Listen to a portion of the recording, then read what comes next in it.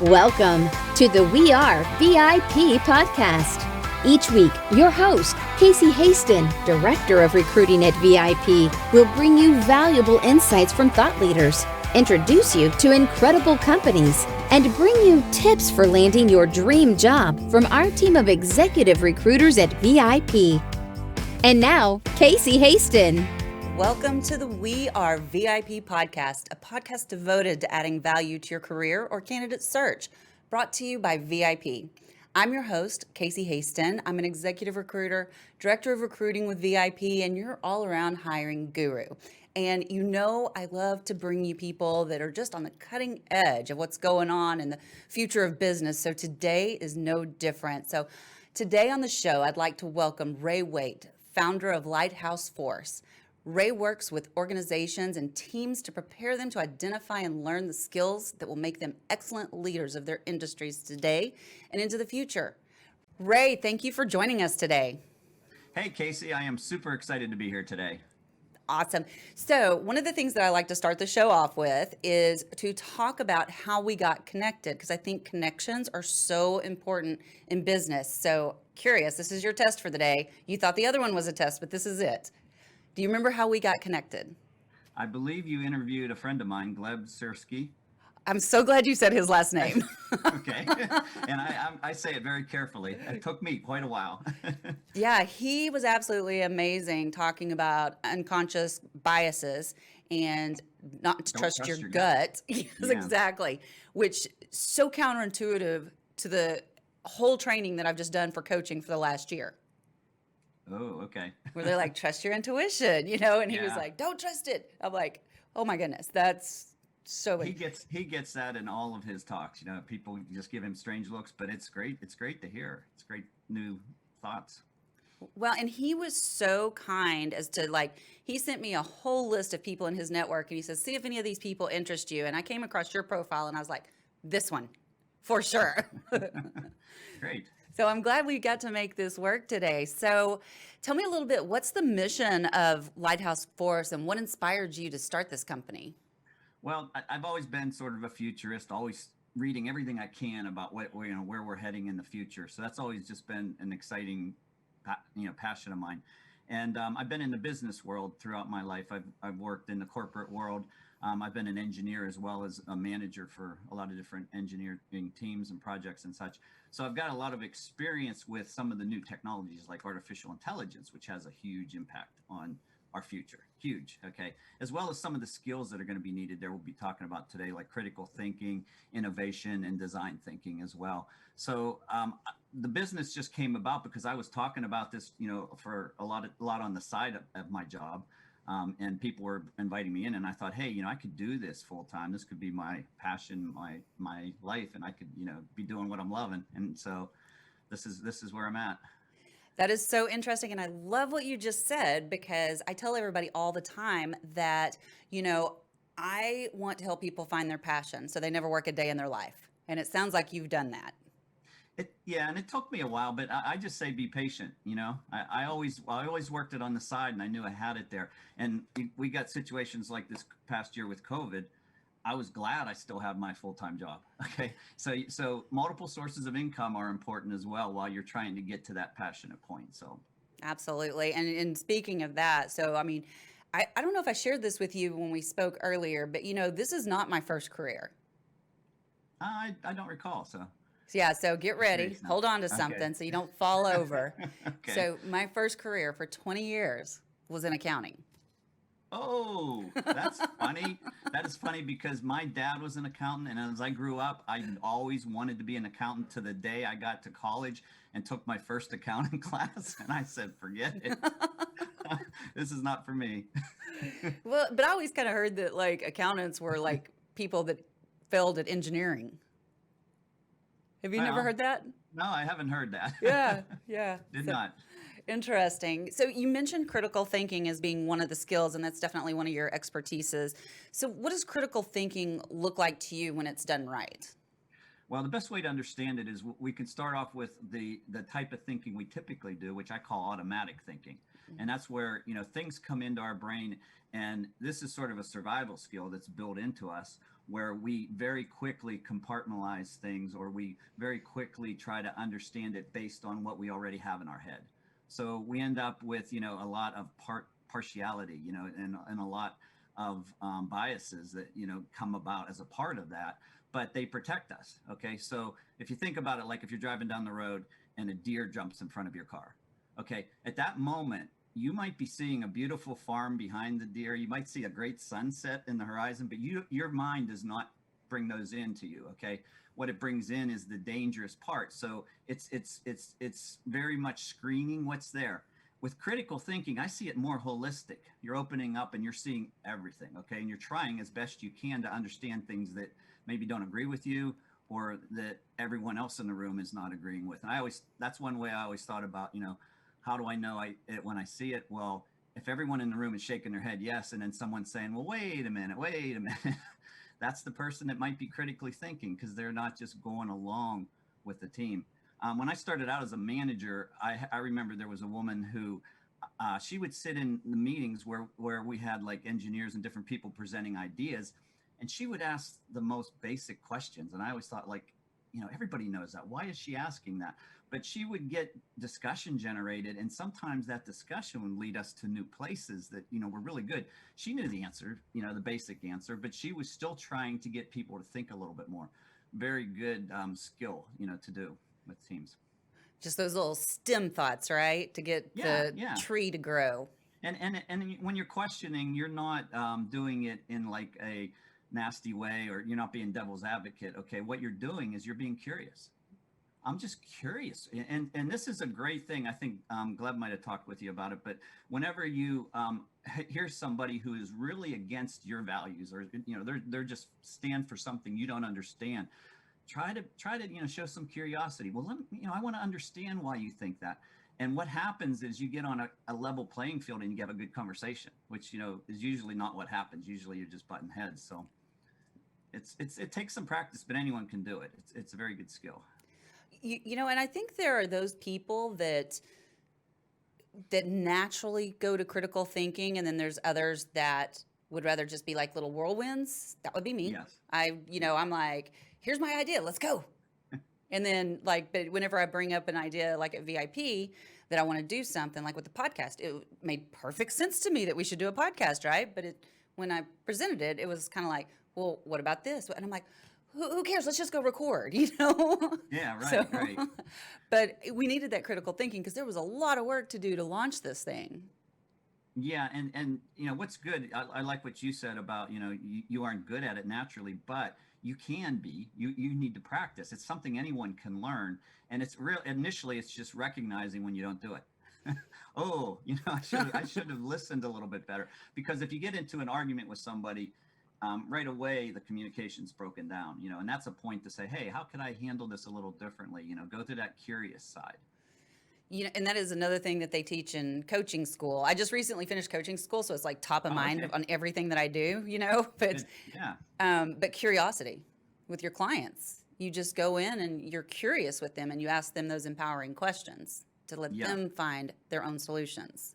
So I think that's curiosity, I think, plays across all the boards, right? Right. And, the other thing about critical thinking, I mentioned about artificial intelligence, and I think we'll be talking later about how that's going to play into jobs of the future.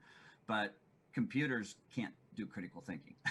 They cannot do it today. Okay. Yet. Maybe 50 years from now, I can't speak for what they're going to be doing then. But right now, that's something that you need the human side for. And so if things are going down a certain path, it's just, hey, let's stop for a minute. Let's just talk about why we're doing this. That kind of thing is an excellent skill to bring in, and the curiosity side of it. Well, I'm curious about, so just kind of talking about that and talking about my behavior about, just going forward, just hard charging and not always thinking through all the different aspects. So, and I think this will tie into a post that you recently did, because I think I do this all the time, but you recently shared a post on LinkedIn about failing forward. So, oh, yeah. What does this mean, and how can others learn from their past failures? Failing forward, it's really learning from experience rather than just thinking and learning. And I'm going to ask you now, do you have a paper clip handy there? I don't. Maybe you can get one, but maybe some of your viewers can grab a paper clip if it's handy. And if not, you can just listen. Okay. So what I'm going to ask your viewers to do is just with that paper clip right now, I'm going to ask you to do something in the next 30 seconds. And that is that to bend the paper clip into a sculpture of sorts that is freestanding and as high, as tall as you could possibly make it. That's the two requirements. It has to be freestanding and as high as you can make it. So I'm going to talk while people are trying this. Okay. I wish I had a paper clip. Yeah, you got to try it. One of the things that's important with this, that's why I like to do this exercise with the paper clips, is that most of us have not done this before. Okay. Unless you're a paper clip crazy sculptor, maybe we have some of them out there, who knows? But yeah, I haven't yet to meet one. So it's something brand new. It's something you haven't dealt with before. And so how do you learn to do that? And if you think about it, would you sit here and say, okay, I'm going to bend it in a particular shape that I can describe. I can even draw it on a whiteboard, and then I'm going to do it and it'll work? I probably wouldn't. Nobody's going to do that. Okay. What's going to happen, and the viewers can, as they're still struggling with it, they can attest to this, is they're going to try something and it doesn't stand up. So now they have to build a bigger base. So they try a base and finally get a base to stand up, but now it's not very tall. So they're going to try to minimize the base and try to make it just all these things, but it's all trial and error. It's diving in and doing something and then learning from it. Okay. And there's a company called IDEO that on the West Coast that's very big on innovation. Okay, they started some of the design thinking training, and the founder of that, Tim Brown, he always talked about something called building to think, because the way we typically do things is we think to build. If we're going to create something, you're going to create a new show or whatever, you sit down, you think it all through, and then you go off and do it.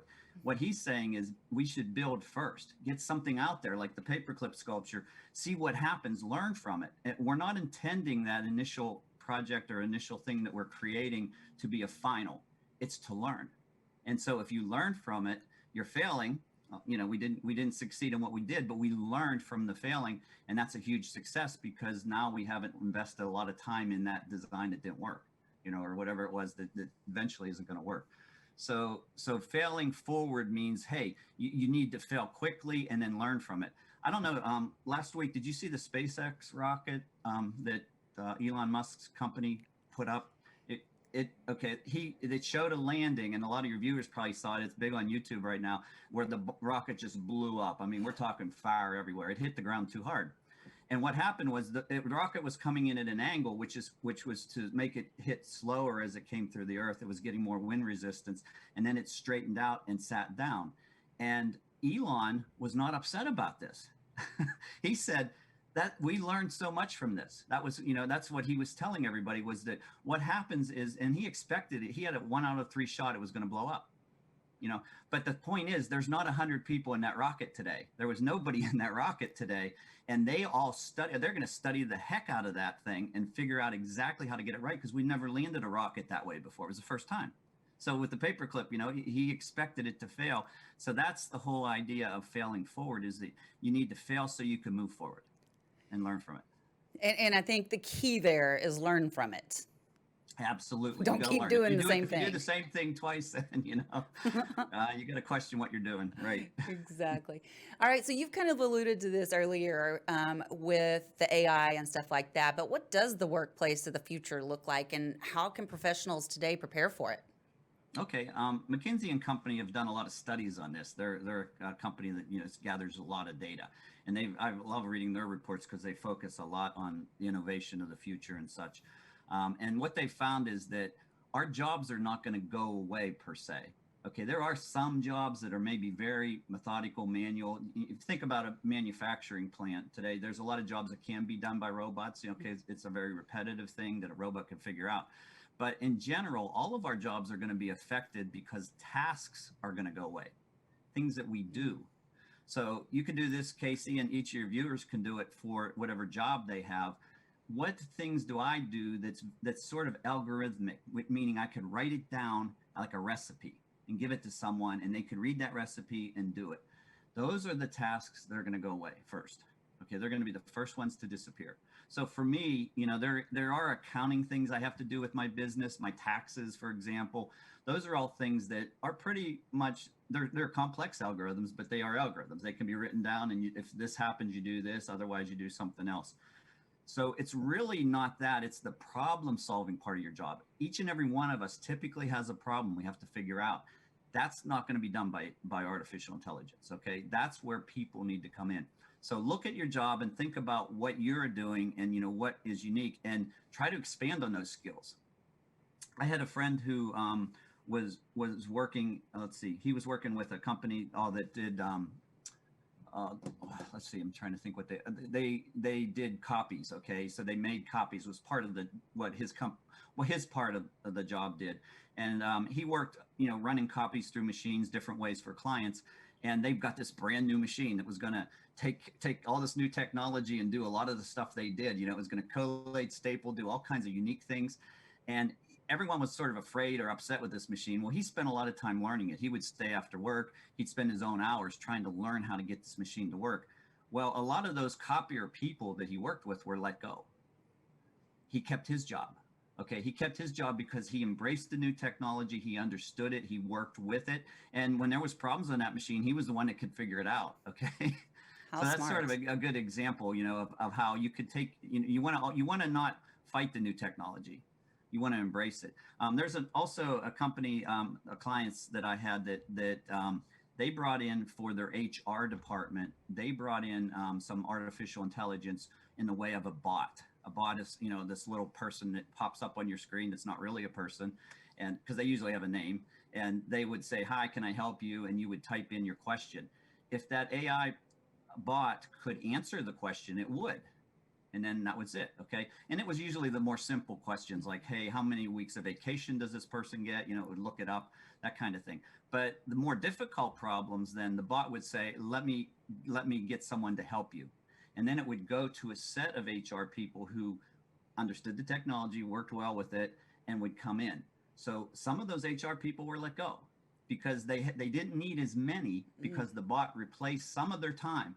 The ones that were retained were the ones that really understood, the problems and the company, and can figure out solutions, unique solutions. So think about your job and how you do that, and sort of focus on those kind of things. And also I mentioned innovation is very important, because with the problem solving, there's problems that we've never seen before. COVID, I hate COVID. I don't want to say I love it, but I love some of the impact of COVID, because it's a great example of a problem we've never seen before, and it affects every one of us. You can pick anybody off the street, and they're going to come in and they're going to tell you, "Hey, this is something that I have a unique story." Everyone has a unique story. How do you deal with that? Well, you had to figure it out. So you had to do that problem solving in your head. And you needed innovation because you didn't have anything else to pull from. This is the first time you ever saw this problem. You needed to be very creative, innovative. One of the things that we did pre-COVID was it was a promise we made to our clients, is that we would meet every candidate in person. Well, that's not possible now, right? So, and here's the interesting thing.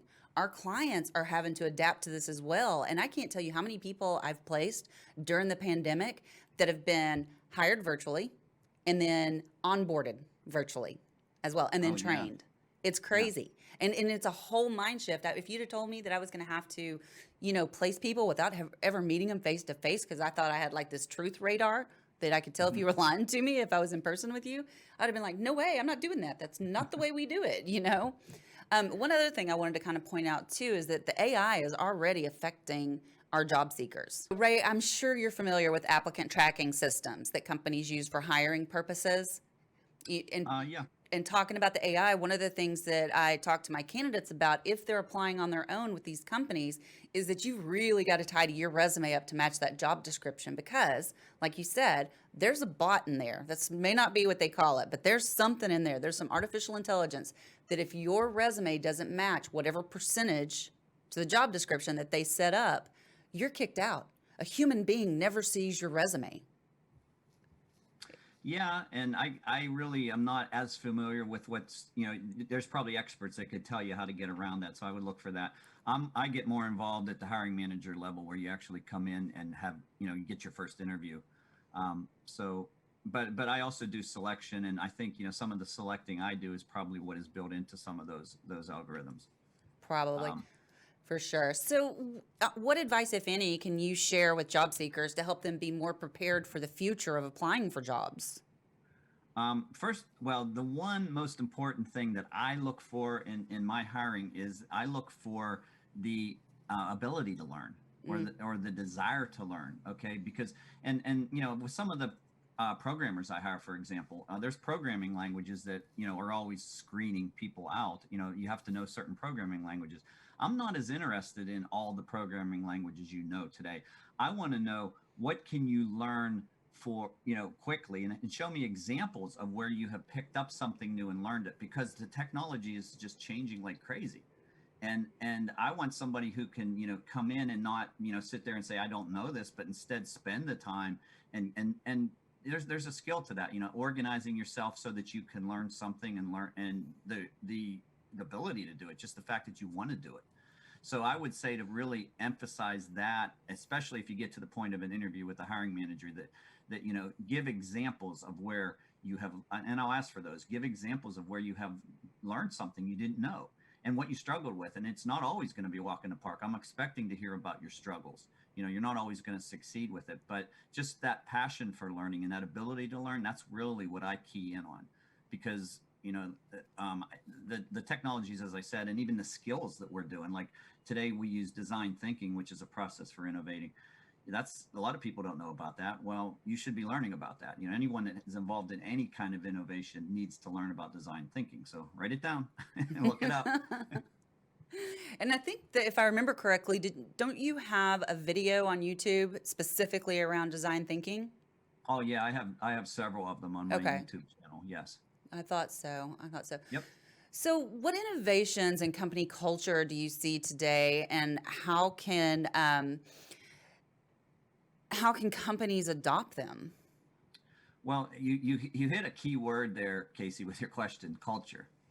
Culture is so important, because I do training on innovation, and I go into a lot of companies, and I can pretty much tell based on who's coming in to take the training and the discussions I have with them if it's going to succeed or not. Because do you have the top down idea, acceptance of innovating? Do you have people that are excited about it and really want this to happen? And do they understand the language of failing forward? If you come in and you say, hey, I saw this project fell flat on its face. Yeah, but we learned so much. That's something that should excite a manager that's behind innovation. But I don't see that a lot of times. It's like, oh no, we wasted all this time and it didn't work.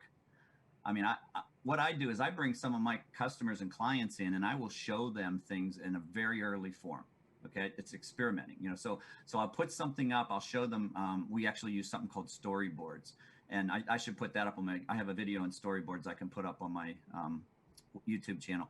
But with that, we just draw a 4-panel cartoon, and it just shows, here's the first panel where the person has a problem, then they implement our solution, now they're happy. It gets discussion going, and then they have a different idea, so we put up another storyboard, and we start talking about these things, and I learn, what are their assumptions, what are the things that they want, and what are they willing to pay for before I even implement anything, because any of those would have been very costly to go down the road of implementing. And we make assumptions like people are going to buy something, people are going to use this app, they're willing to take this step, and then you find out they don't. Your whole idea is going to go down the tubes. It's not going to make any money. So find out early. That's the thing. And I've seen companies that embrace that. And design thinking is a process that utilizes that. It always pulls the user in and gets them involved at the very beginning.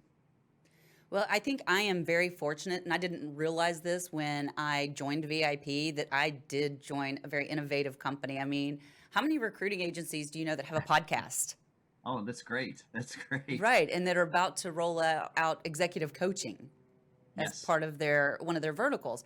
And that's something that no other that I know of recruiting agency is doing as a whole. So I love that, and the failing forward piece too. There's been so many times when I've brought ideas to them, and they're like, try it. We'll see if it works, and if it doesn't, it's okay. We'll try something else. That is great. Spotify is a company that's sharing music company, very innovative company, and they have what they call a fail wall. And it's a wall where people will post on Post-its or on pieces of paper what they did that failed and how they learned from it. And they're proud to put those up there. That's a culture. I could never see that happening in certain other companies that I visit, because it's like, why would we show our failures on a wall? They want to see them, because and it gets people encouraged, because it's a reward system. You put it up there, wow, you get some recognition for putting the failure up. That is so awesome. I did not know that. That just gave me an idea. Okay. We may have a fail wall next time we talk. Good. Do it. Yeah. You have to have learnings, though. You always need the learnings. And I learned this with some of the engineers I used to manage. They'd come into my office, their head down. It's like, oh my gosh, the test failed. It blew up. We're not going to make our schedule this week. And then I say, sit down.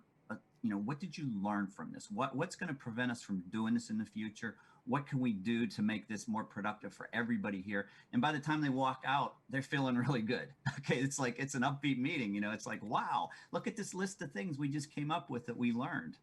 But you have to have that throughout your management. You can't just have people train on that and then get beat down for something that just was a learning experience. Well, and I think sometimes we are the toughest critics on ourselves. So we need to give ourselves permission and a little bit of grace to accept those failures. And I'll tell you, that used to be probably one of my biggest hangups and one of my biggest barriers to achieving what I wanted to achieve, because I was like, if it's not perfect, I'm not going to do it. And I was never doing anything. Right. And so when I just started going, like even on the podcast, if I mess up, I'm like, oh, well, can't talk today, So you have to give yourself some grace. And it applies to a lot of things, your personal life as well. Like you have a relationship that fails. Well, so, a lot of times people have relationships that blow up. Well, what did I learn from that? Because I don't want to go through that again in my life. So there's just so many times if you do that and do it in the right way, you can start to feel good about the failure. Absolutely. And encourage that in other people. So that's important. And I certainly try to do that. So you also speak about continuous change and how to reduce the fear of taking risks. So why do people have a tendency to fear change? It gets back to the way our brains are wired. We fear change because there's danger in change. You could, so we're wired to go the safe route, and our mind automatically just tells us, why are you doing that? It tries to talk us out of things that are crazy. So, there's ways around that, but you have to recognize that your brain is going to do that naturally. And that's the one thing that, if you're trying to make change in an organization or a group, you need to work on the risks associated with the change. That's how you deal with it. So, one of the things I'm thinking about is, what can you do to reduce your risks?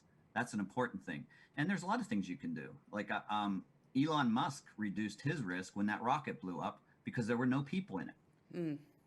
He reduced his risk, and everyone else was looking at that like, oh, that's terrible, that's a failure. And he saw it totally different.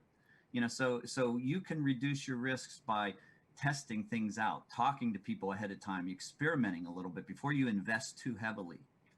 And that is as a way to get around that fear, and that will get people behind you on the risk. Otherwise, they're going to be very afraid of it. You have to minimize the risk and accept the failures, and as a good thing.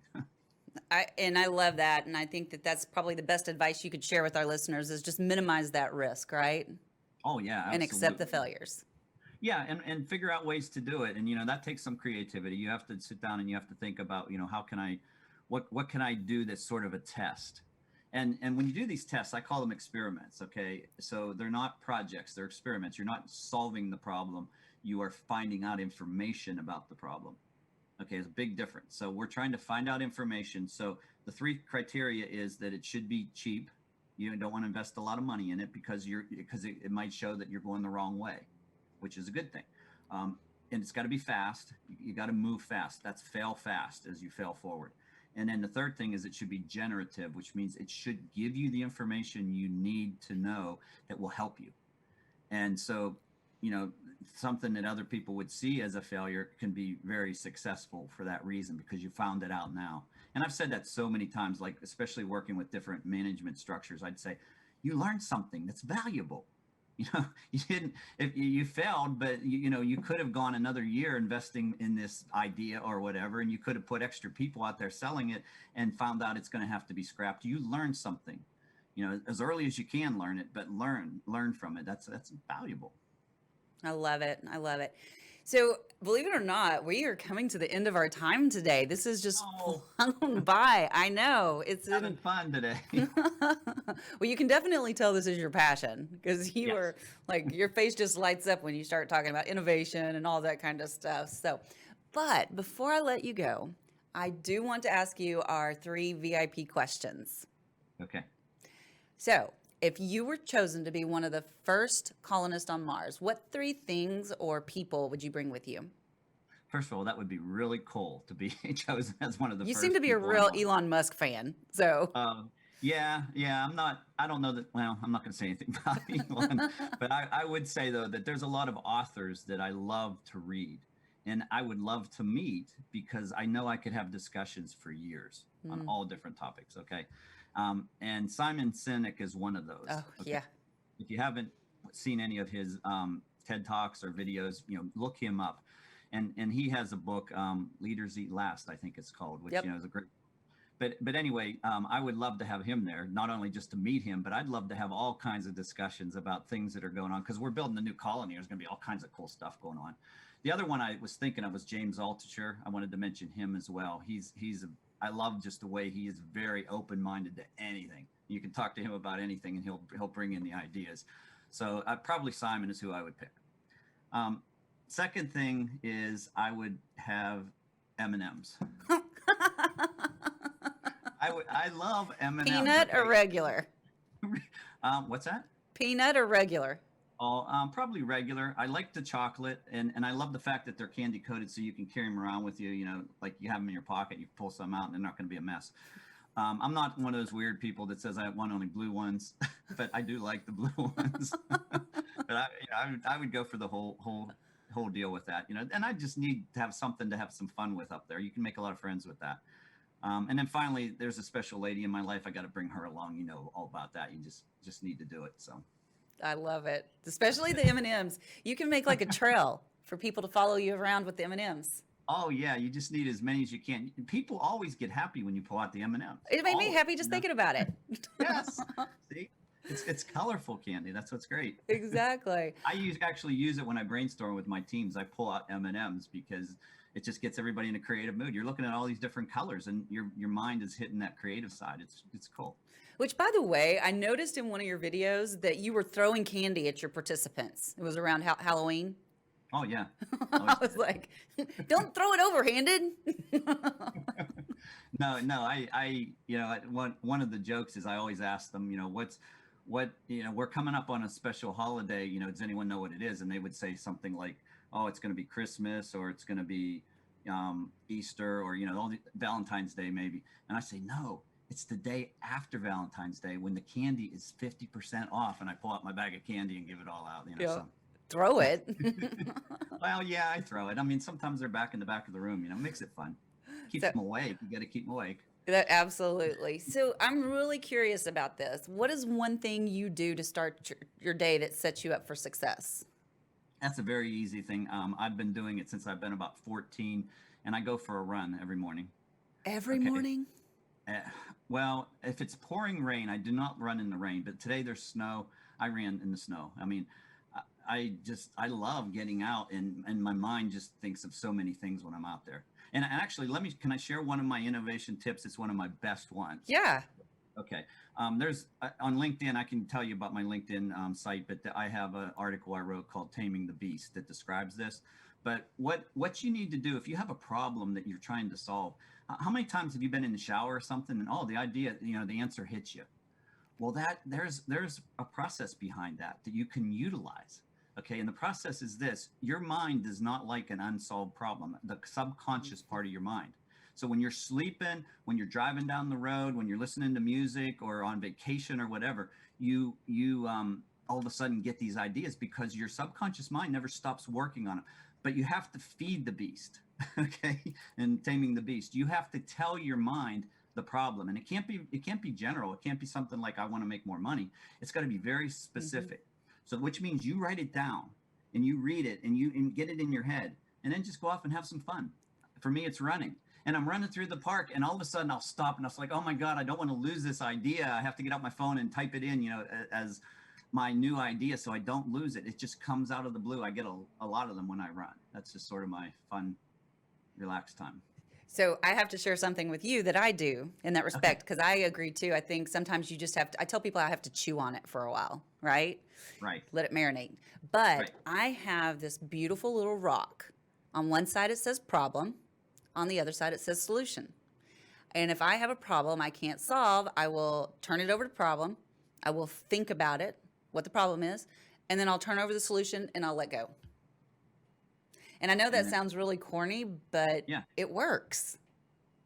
You mean you come up with the solution when you turn it over? No. I just turn it over so that I see that there's a solution, and okay. eventually, and then I don't think about the problem anymore. Well, you're using my process. You I told am, but I yourself use a the problem.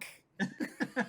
Okay, I need to bring a rock into and M&Ms into my process somehow. But let me tell you something else about this that's very useful. If you have a team of people that are working on a problem, like a lot of us do, you can use this technology without them even knowing it. Plant it in their minds. Write the problem on the board and say, everybody see this problem. This is what we are trying to solve. Write it down. Tell them to write it down. So it's in their minds then. And say, oh, we're gonna have to break. We'll come back tomorrow. You've got 10 people out there sleeping on your problem. I've done that many times, and they come in the next day with all these new ideas that they come up with. It's great. Yeah, and I always, I keep a journal beside my bed, just an empty journal, so that, because 3 o'clock in the morning, for some reason, that is my magic hour. And so that's when I wake up and I just go write down real quick, and then I'll go back to sleep. But I learned to do that because I lost so many good ideas, because I was like, I'll remember that in the morning. No, I won't. Did you ever read about the in-betweens? No. The reason you wake up at 3 a.m? Oh, okay. Well, before we had all the lights with, indoor lighting, people used to go to bed when it got dark and they'd wake up when it was light. Well, that's a long time to be sleeping, especially in the winters, when our days are shorter. So people would always wake up in the middle of the night around the same time, and they'd get up and they'd be doing things. They'd be socializing with their neighbors 3 a.m. And then everyone would go back to bed. They say a lot of babies were born during that time too. Okay, but it's real. So when you start waking up at 3 a.m, there's some science behind it. Interesting. Okay. Yeah. Final question. Yes. If your life's work was being summarized in a news article, what would the headline be? It would be you can do it. You can do it, because I'm very optimistic, and that's my message to everybody. And the critical thinking part of me comes in and says, don't ever say never. Mm-hmm. You can do things. You might need to modify it. You might need to spend a long time working on it. You have to have that passion there, but you can do it. And that's what I tell people. And I encourage so many people with just that optimism. So that would be it. That is so critical to being happy in life, is that optimism. Yeah. So how do people find you? Okay, you can go to my website's the best thing, Lighthouse Force. It's all one word, lighthouseforce.com. And you can also look at my YouTube channel, which is 2 words, Lighthouse and Force. Okay, the URLs are always one connected word, but it's 2 words, Lighthouse Force. And on that channel, you'll see a lot of my videos. And you can there's contact information on my website as well that you can find. And then on LinkedIn, look for me. My name is Ray Waite. Just look me up, follow me. Love to have you there. And if you do follow him, be sure and tell him that you found him on the We Are VIP podcast. Absolutely. This is great. Well, Ray, this has been fantastic. I hate that the time went by so quickly, but I do have one more thing to say to you. Okay. You are a VIP. All right. Yes. And that's a wrap for today.